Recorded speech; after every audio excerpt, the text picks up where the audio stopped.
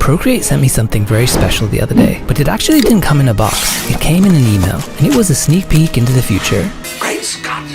Alright, I'll stop being esoteric. Basically, I got invited to the new Procreate 5.4 beta. Great Scott! Which means I got to play with features that haven't even come out yet. This is what makes time travel possible. So in this video, I'm going to dive into all the new features, what I love, what's missing, and make some art while I'm at it. The biggest theme of this new release is brushes. Starting with brush organization. Brushes live in brush sets, but now brush sets live in yet another level of organization called brush libraries. And all of these libraries can be synced to your iCloud. Speaking of libraries, Procreate has also added a completely new library of brushes that you get for free. By my count, it's 154 new additional brushes.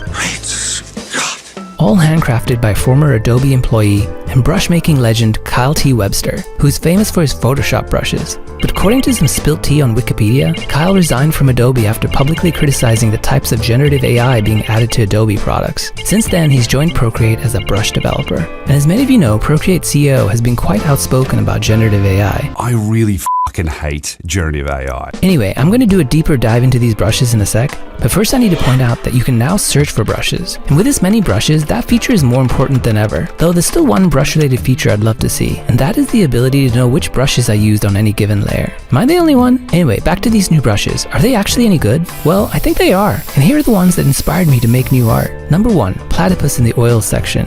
My go-to for portraits has always been the Salamanca brush. But I have to admit, Platypus may be my new favorite brush for creating a loose oil painting style. You be the judge. Here's a 1 hour 45-minute study using only that one brush.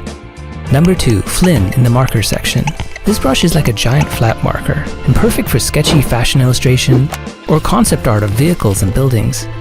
For me, I was immediately inspired to create some industrial product illustrations in the style of one of my favorite artists, Stephen D. Groot, except I could do it digitally. And finally, number 3, all the brushes from the watercolor section. These inspired me to do a Miyazaki study. I've always loved how his Studio Ghibli concept art was just pencil and watercolor. And between the new Swansea pencil and these new watercolor brushes, I was surprised at how close I could come to capturing that look. Also, honorable mentions to Jaeger in the Essentials section.